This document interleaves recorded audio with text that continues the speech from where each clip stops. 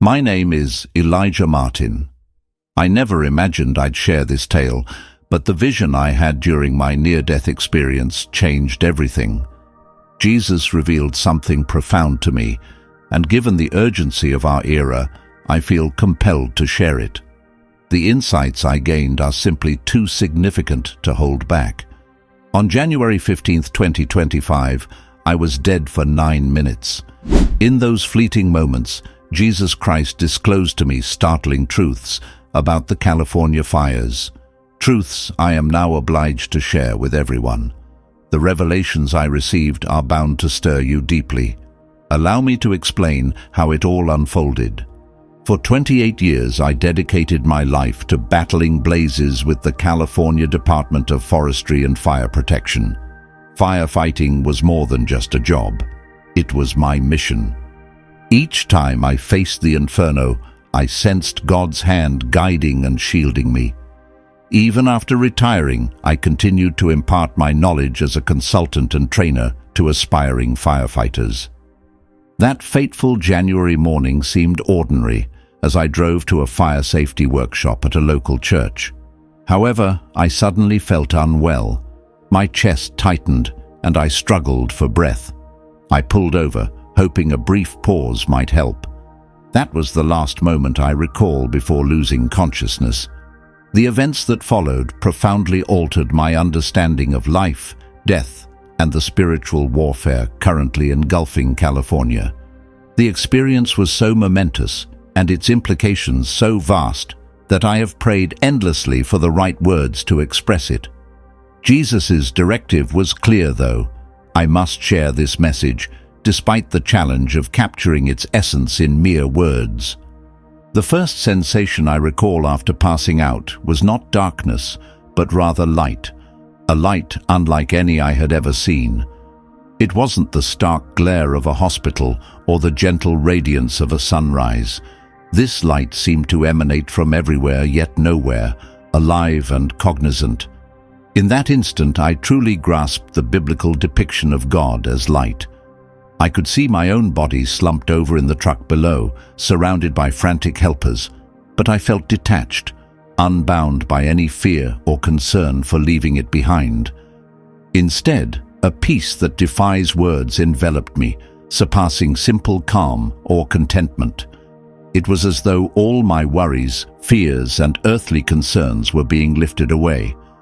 But this was merely the beginning. As the earthly scene dimmed, I sensed myself ascending through what seemed like layers of reality. This wasn't flying or floating, but more like existence itself peeling back, each layer revealing profounder truths. The presence that intensified with each layer was something beyond any earthly experience. It was pure, perfect love. This love was all-encompassing, unconditional, knowing every flaw, every doubt, every weak moment of mine, yet accepting and loving me wholly. Then Jesus Christ manifested before me. To say he stood doesn't quite capture it. His presence was omnipresent, filling everything, yet it felt profoundly personal and direct. His form was both known to me and beyond description. The love emanating from him was so intense that it would have brought me to my knees had I possessed a physical form to kneel. His face, merging the omnipotence and majesty of the universe's creator with boundless tenderness and compassion, was overwhelming. His eyes, vast as galaxies, made me feel as though I were the sole being in existence under his gaze. He knew everything about me, every action, thought, and moment of my life, yet his love remained unchanging. "My child," he communicated, not with audible words but directly into my mind, his thoughts layered with meanings that transcended spoken language. "I have brought you here because you must understand the true nature of what is unfolding in California.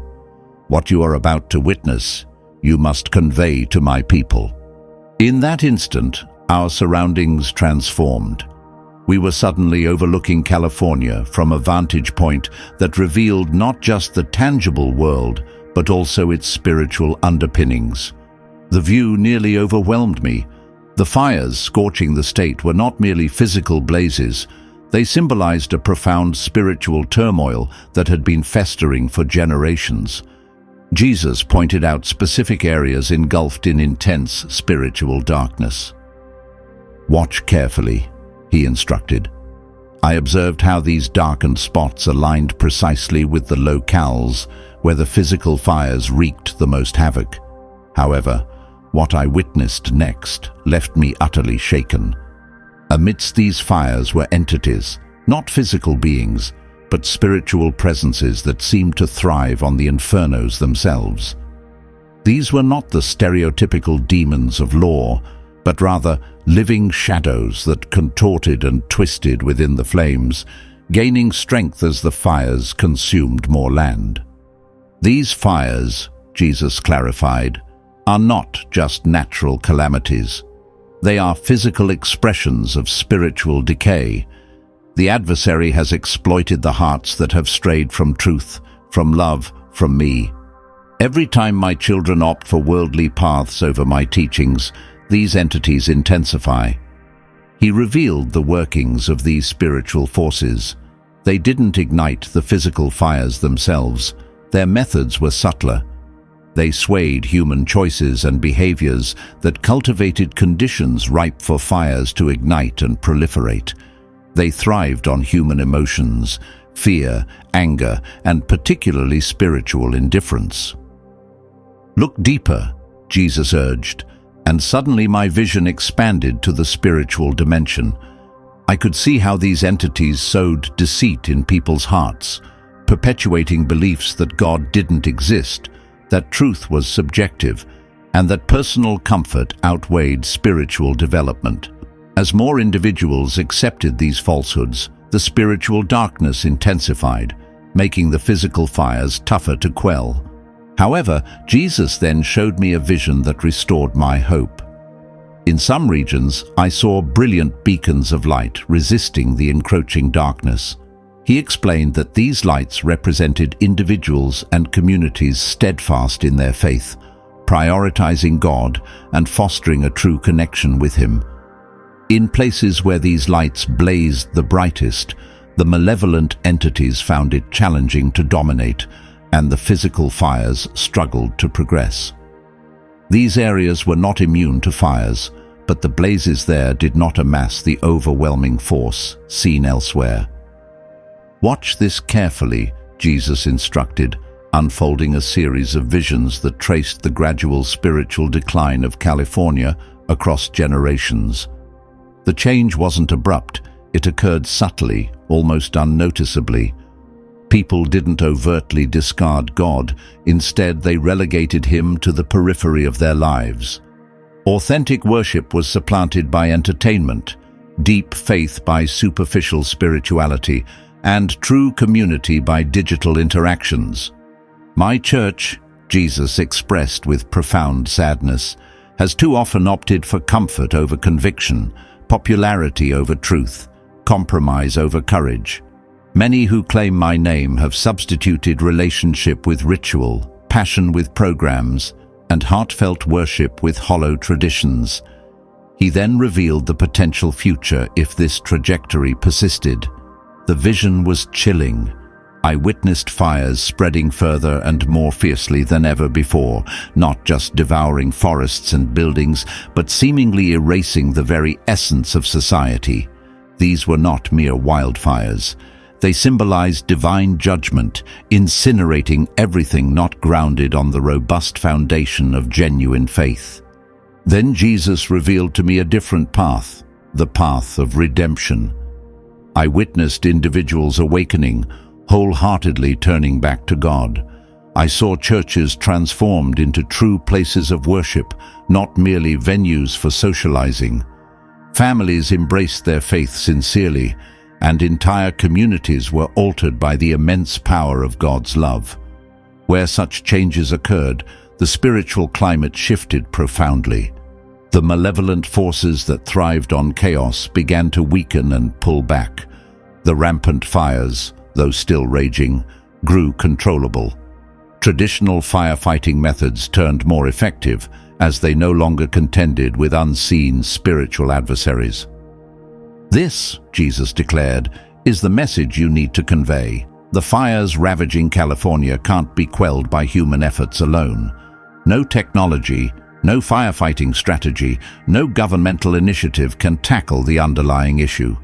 These fires serve as both a warning and a summons to return to me." He then revealed specific ways this revival of faith must unfold. It was not about frequent church attendance or more prayers. It centered on a profound transformation of the heart. He illustrated how true repentance and a return to faith would take shape in tangible actions. I observed families switching off their electronic devices to unite in prayer. I noticed churches keeping their doors open longer for prayer and worship, beyond the usual service times. Communities began to unite, sharing resources and bolstering each other's faith. Above all, I realized that this revival had to begin with the individual, within the heart. Jesus demonstrated how the personal commitment to prioritize God initiated a cascade effect in the spiritual realm. As more individuals in a community made this choice, they cultivated a spiritual atmosphere impervious to the forces driving the fires. But Jesus cautioned that time was running out. The opportunity for change was narrowing. The fires currently burning were just the precursor. "If my people do not return to me wholeheartedly," he then revealed something that moved me to tears spiritually. I saw his immense love for every individual in California, including those who had forsaken him. His heart ached for each home consumed by flames and every life upended. Yet his love was flawless, and such perfect love occasionally necessitates allowing people to face the consequences of their decisions so they might turn back to him. "Remember," he instructed, "these fires can be extinguished, but not by human efforts alone. Inform my people that I am here with open arms. Tell them that sincere repentance and a revival of faith can alter everything. Advise them that no political action, no technological breakthrough, no human insight can address what is fundamentally a spiritual issue." The vision unfolded further as Jesus detailed the essentials of this spiritual renewal. He emphasized that mere traditional religious activities, devoid of genuine heart change, were insufficient. He pointed out that many churches needed to rediscover their primary passion, not through programs or presentations, but through authentic relationships with him. I perceived varied reactions to this message. Some would disregard it, others would ridicule it. Yet those with receptive hearts would acknowledge its truth and act upon it. Jesus revealed that these responsive individuals would serve as beacons within their communities, guiding and encouraging others to embrace the call to faith. As the vision intensified, Jesus illustrated the profound impact of every prayer, every act of heartfelt worship, every moment of sincere repentance. I witnessed how these spiritual practices wove a protective veil over regions, diminishing the ability of the forces behind the fires to exert their influence. He also revealed the dire consequences for regions where the message was ignored. The fires would intensify, baffling all explanations and overpowering our finest containment efforts. Traditional firefighting techniques would falter, for they weren't addressing the true issue, as Jesus emphasized the urgent need for a decision. These fires represented both judgment and mercy, judgment upon the worldly spirit infiltrating his church, and mercy as a forewarning still within reach. "Tell them," he urged, "that I am calling them back to their first love, to authentic faith, to placing me above all else." He showed me that this revival of faith would diverge from many expectations. It wasn't about heightened religious observance or adhering to more rules. It was about fostering a deep, personal connection with him that permeated every aspect of life. I observed people reshaping their priorities, daily routines, and entire lifestyles to honor God first. This not only transformed individuals, but also entire communities. Where this shift occurred, the spiritual environment was altered, diminishing the fire's otherworldly vigor. As I neared the end of my vision, Jesus imparted one last message. Tell them that I love them. Tell them it's not too late to return to me, but also tell them they must decide now. The era of indecision has ended, and the time for lukewarm faith is behind us. People must choose whether they will devote themselves entirely to me or persist on their current trajectory, Jesus declared. His voice carried both immense love and intense urgency. This was no mere suggestion or a spiritual musing. It was a crucial call for both spiritual and physical survival. As I felt myself being drawn back to my physical existence, Jesus spoke one last time. Remember all that you've witnessed. Share it faithfully. Do not let the fear of criticism deter you from proclaiming the truth. Those who are ready will understand. When I came to, I was drawing breath sharply as paramedics attended to me.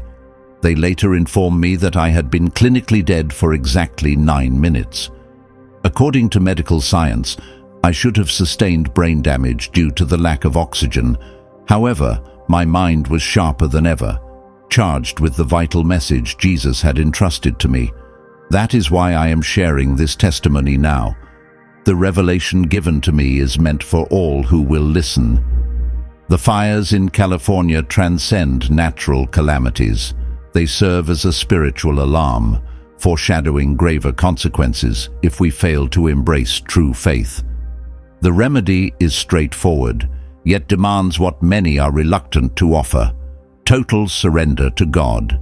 This involves more than sporadic church visits or superficial prayers. It calls for a profound, life-altering faith that prioritizes God above all else. I'm sharing this because I must. Jesus emphasized that this message isn't solely for me, it's for everyone. The era of indecision has ended. We must each decide our path. The choice is yours, but bear in mind what Jesus revealed to me. Time is dwindling. The opportunity to decide is narrowing. These fires are merely the start. If we don't turn back to God now, may God bless each of you, and may we all choose the path of returning to true faith while there's still time.